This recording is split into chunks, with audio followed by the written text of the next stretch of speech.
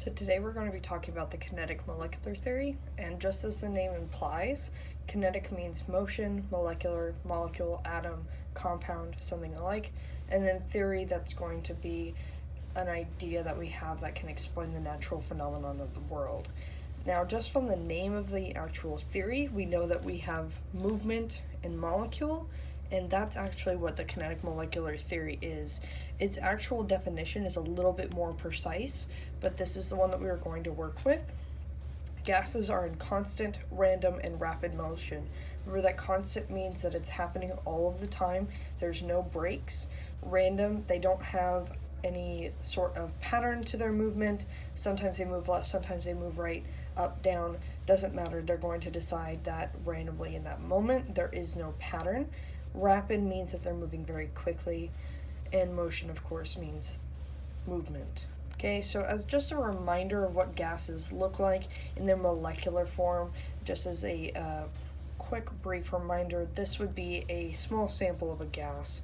I've included these little 3 dashed lines to indicate the direction in which they're going and that they are moving. Okay, so you can see that the gases are very well spaced out. They're not evenly spaced, and they are not all heading in the same direction. Again, constant, random, and rapid motion is the thing that the kinetic molecular theory relies upon. Now, gases do have particular things that influence how they behave. So the things that can affect how gases behave, the first of which would be pressure. Okay, and so pressure is going to be that force that the gas will exert, the amount of force that the gas will hit the side of any container that it is in, and that is going to be measured in atmospheres for this class, and it is going to be symbolized by a capital P. It's important to note that this P is capitalized, and it needs to stay that way. So pressure, how often and how forcefully they're hitting the sides of the container, or that they can't contain their energy, they're just going, and they will run into things, including the sides of the container, and pressure is how we measure how often and how hard they hit the sides of their container. Volume is going to be symbolized by the letter capital V.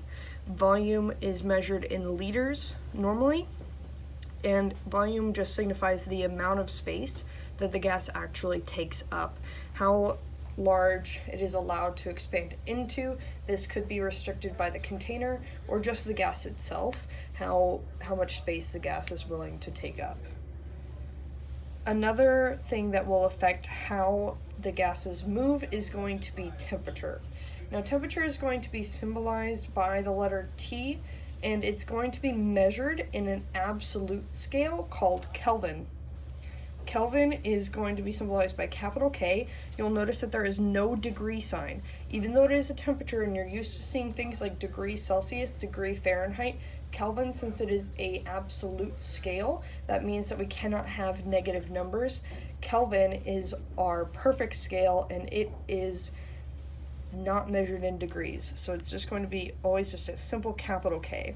And temperature, you might understand temperature as you experience it. It's how hot you feel, but what temperature actually is an indirect measurement, because we can't put a speedometer on an atom to see how fast it's going, to see how fast that gas is moving.